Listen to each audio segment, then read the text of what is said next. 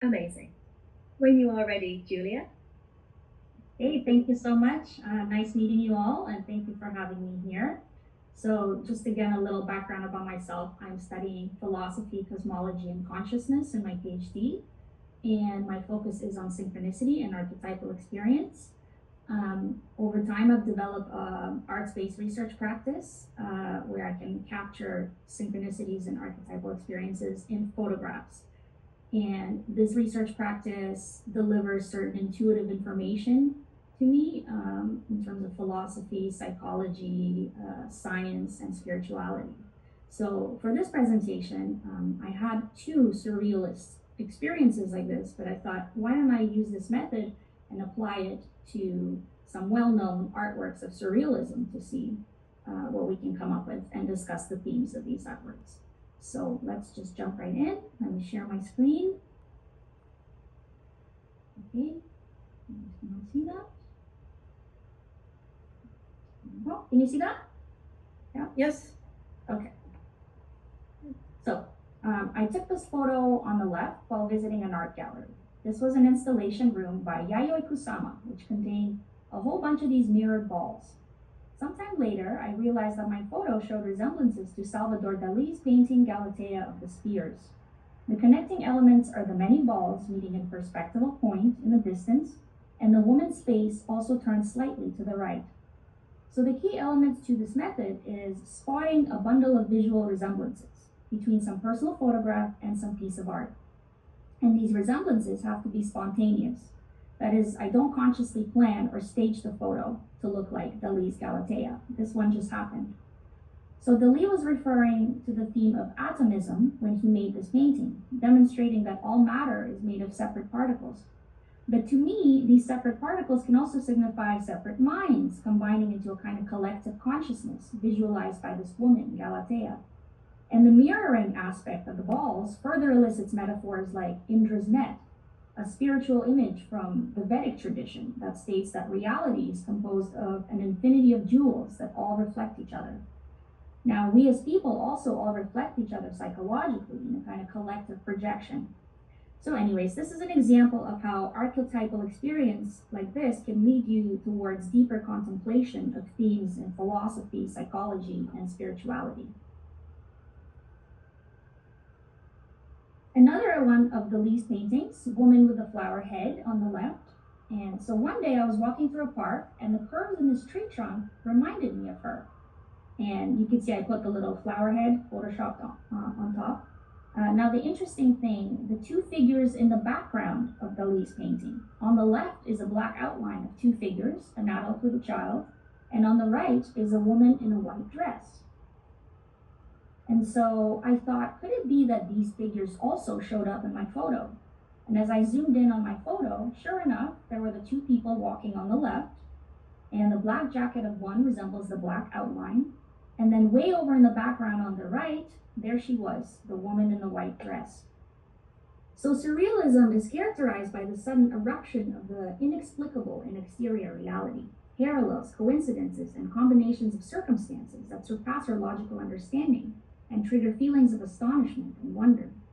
Surrealism founder Andre Breton discussed the transcendence of pure subjectivity to deliver universal primordial messages from the supra-individual, intersubjective level of reality, similar to how Carl Jung described archetypes crystallizing out of the collective unconscious, often through synchronicities. Breton also exalted the feminine, emphasizing the importance of this energy to imagination. The park where I took this photo is called Queen's Park. So it seems that the prevailing theme to this experience was the feminine energy. Here's another of Salvador Dali's paintings called Uranium Atomica Melancholica Idyll. As you can see, it's quite gloomy and portrays the horrors of destruction that took place at Hiroshima and Nagasaki. A lot of surrealists focus on war symbolism, reflecting themes of anguish and existential threat, as the movement essentially arose and lived through World War II. Now, a few hours before I discovered this painting for the first time, I captured this photo on the left. A really long and white, bright streak made by an airplane captured my attention. I've learned from this practice that if something captures my attention, even for no apparent reason, to take a photo of it anyways, because it often turns into a synchronicity later. Sure enough, a few hours later, I encountered Dali's painting and noticed the similarity in the long white legs of the elephant. The rear left leg especially appears at the same angle as the airplane streak, and the building's roofs also angle the same. Plus, of course, the background of the blue sky in both images. Now, the patch of blue sky in Dali's dark painting was described to symbolize hope, redemption, and renewal after the horrors of war. There is even an angel painted in there. So it seems that this experience was really a spiritual message delivered by this synchronicity. And I thought it was especially pertinent considering the situations of war happening in the world right now.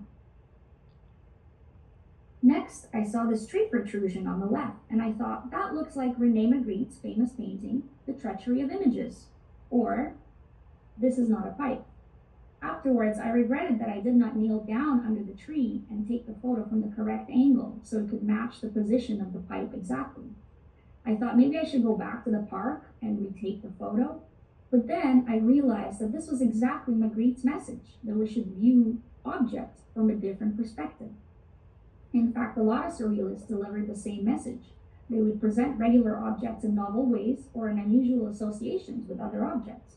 Rene Magritte himself made double or multiple copies of each painting in order to offer a variety of perspectives for interpretation.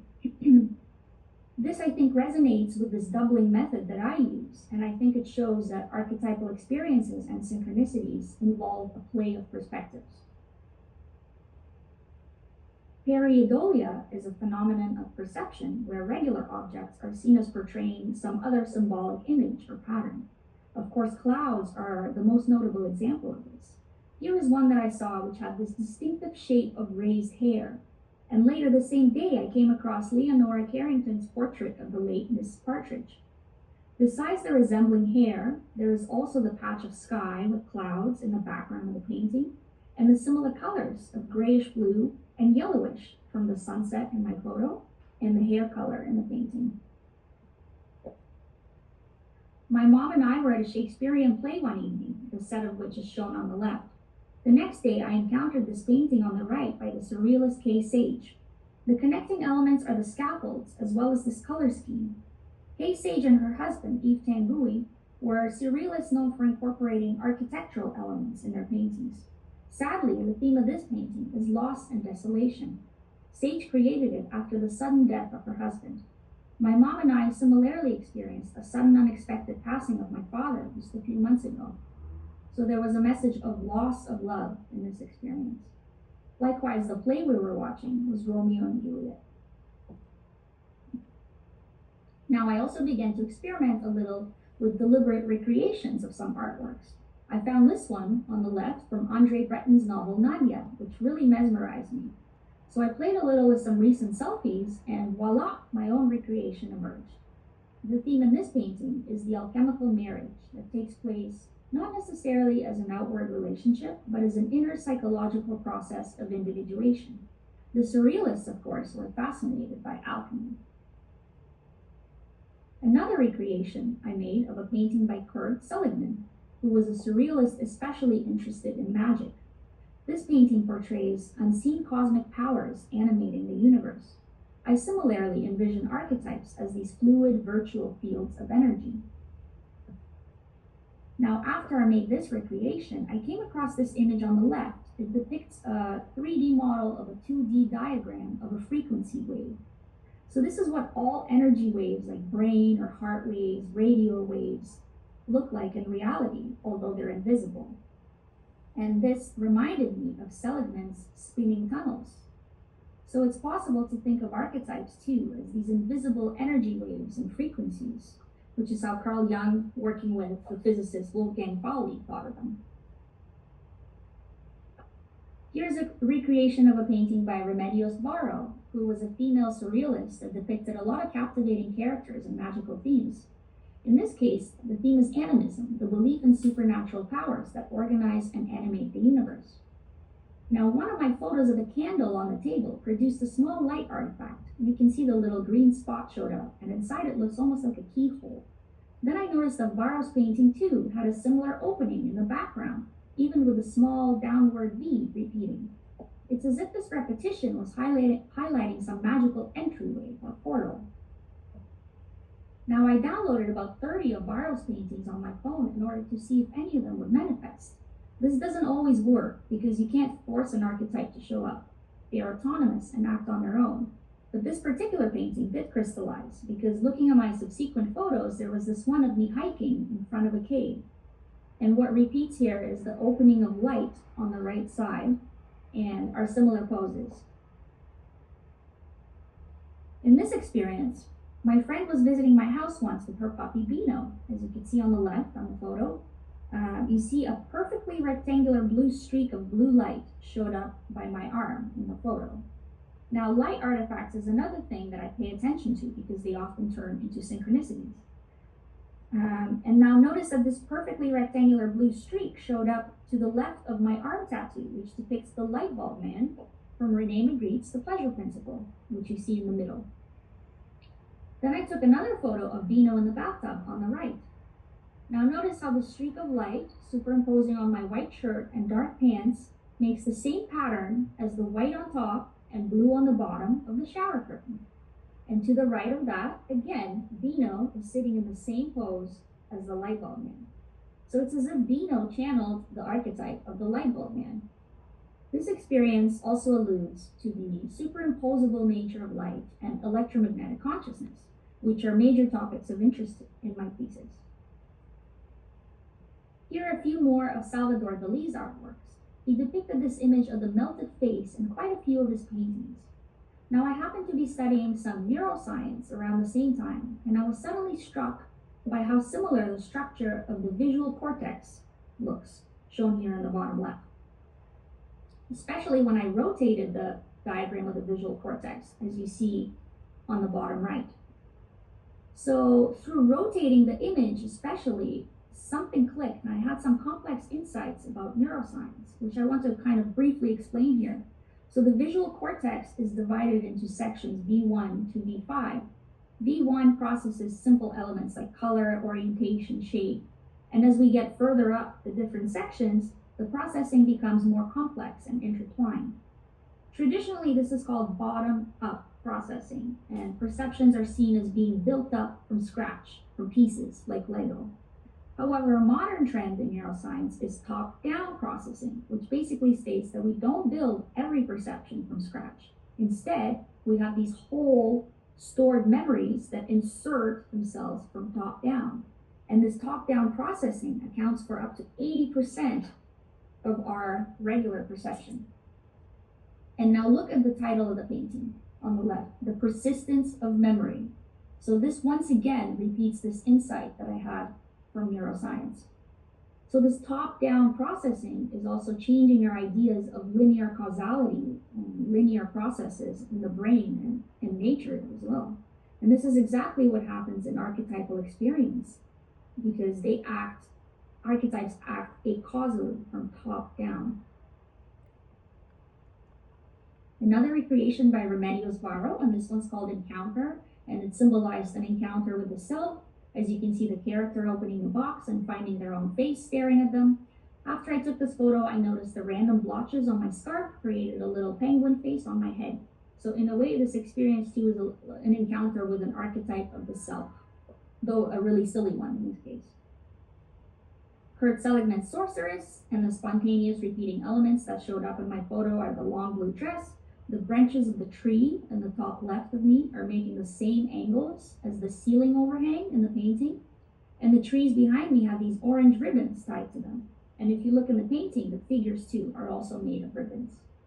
And finally, my favorite one, I just think it's a really beautiful painting by Rene Magritte. So I took the selfie after downloading it and then noticed the many unintentional resemblances. So the thin blue stripes on my shirt mirror the thin blue waves in the water. We're both looking straight ahead and wearing red lipstick. The pearls in the painting resemble the white pearly buttons in my shirt. My headscarf and its 2 points at the top are mirrored by the 2 swirls of pearls on the creature's head. The overall color scheme is peachy, blue, red, and grayish in both photos. And even the curtain on the right side resembles the bathroom stall door behind me in the same spot. Additionally, Scheherazade was a Persian queen from the Arabian Tales of 1001 Nights, and I have Persian ancestry because I'm from Uzbekistan. So such a bundle of connecting details is not deciphered all at once. It takes conscious thought and time to outline them all. But what is felt from the get-go of seeing the images, or a few more seconds, together is a vague feeling of, there's something interesting here. And this vague feeling is the unconscious that already holds and knows all the resemblances tacitly before they're even deciphered and put into words. And so this is the great power and mystery of the unconscious, which was, of course, what the Surrealists were also probing with their artworks. Thank you. Well, that was so interesting and so magical, and I loved that kind of that methodology. And yeah, thank you for sharing. I absolutely loved it. I'm sure there'll be plenty of discussions at the Q&A. Right.